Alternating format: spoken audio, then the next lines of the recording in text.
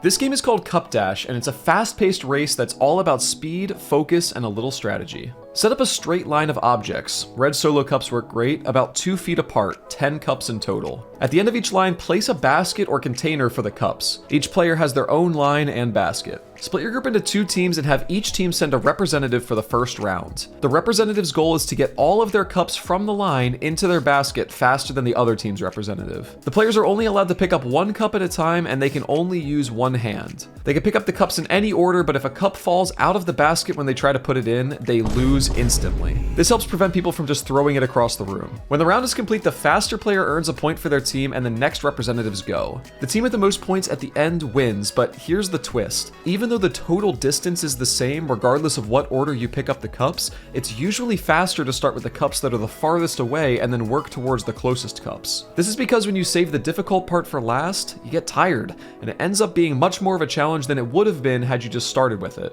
Players won't know this at first, and the fun is letting them figure out their own strategy. If one player starts with the close cups and the other with the far cups, it might look like the player who started with the close ones is winning, but once the far start player reaches the last few cups, they can make a huge comeback. You can play that the first team to reach 7 wins are the champions. But this game isn't just about the counterintuitive comebacks and high energy racing, it can be used to teach a deeper lesson. Just like when you put off the difficult part of this challenge for last, our relationships can also suffer when we put off the difficult but important conversations we should be having with each other. Seeking forgiveness in particular can be difficult in the short term. It requires vulnerability, humility, and intentionality.